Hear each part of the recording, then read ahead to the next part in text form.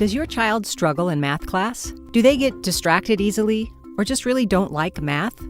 Maybe you've tried tutors who are good at explaining math but haven't been able to reawaken your child's interest or change your child's attitude. At Path to Math Clarity, we have a way for your child to learn to enjoy math and tackle new problems with courage and creativity. The key is to understand that most children have picked up some habits and perspectives that get in their way.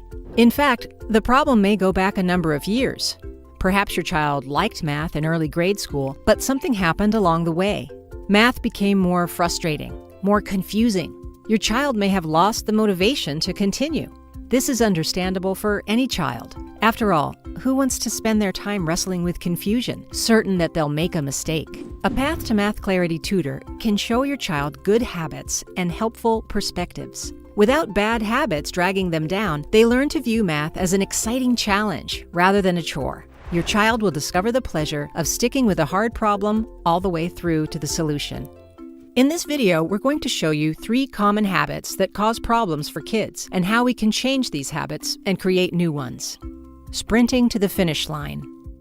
Your child might view math problems as quick sprints to the finish rather than longer adventures into the unknown. Taking shortcuts. Your child may have learned to get by with shortcuts rather than seeking a clear understanding of math.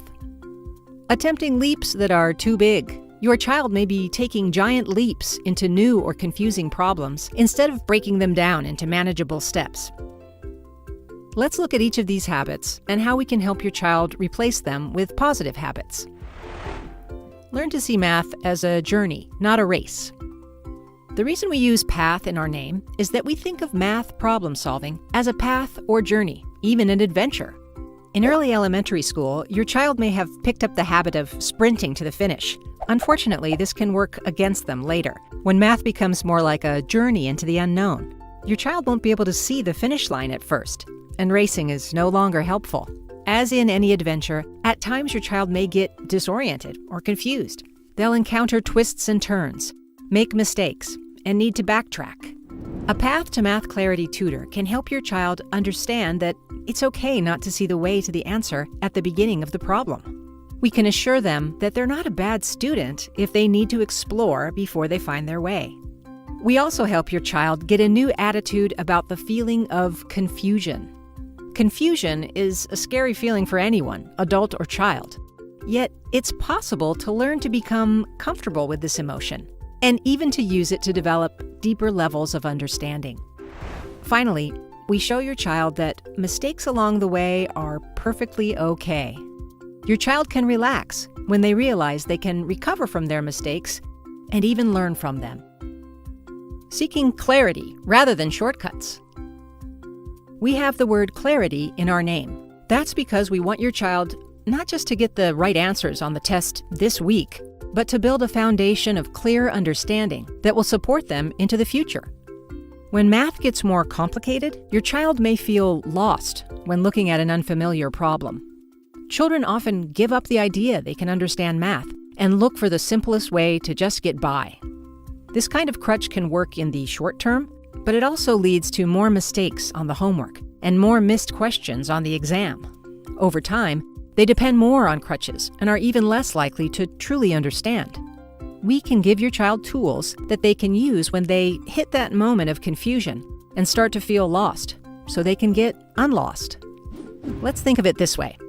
Imagine you're lost in the woods and you don't see a way out. In fact, you can't see very far in any direction. But let's also suppose you have some experience being in the woods and you have a compass and other navigational tools. You can begin to take constructive action. You can check your orientation with the compass and start to explore. You can stay alert to check to see if you're going in the wrong direction. You can backtrack and try a new direction if necessary. In the same way, when your child is lost or confused about math, they can stop and explore. They can make guesses about where to proceed, and they can check their progress. They can catch mistakes and start over if necessary, without blaming themselves. This helps your child to develop clear intuition about how math works. This year's math class will get easier, and they'll have a solid foundation for next year and beyond. Taking small steps. In any kind of dangerous or high-pressure situation, You feel more secure moving in small steps. For instance, if you were crossing a fast-moving river on slippery stones, you'd want the stones to be close together. In the same way, your child will feel more secure with unfamiliar math problems if they take small steps. Taking small steps doesn't mean going slowly. Your child can learn to do the small steps quickly. In fact, by feeling confident and avoiding mistakes, small steps might help your child move faster in the end. Here's an example of moving by small steps. Don't worry if you don't understand the math. We think you'll get the basic idea. Suppose your child sees the following problem. Their first reaction might be confusion and feeling like they don't recognize anything. We direct your child to ask themselves two things. What is familiar? What is unfamiliar? We recommend they write them down. Even the smallest familiar thing is a clue. It can be as simple as recognizing that the variable x is present. Your child can then affirm themselves for this. Maybe they write a few more familiar things. Then we ask them to note what is unfamiliar. They can write it down and not worry about understanding it yet.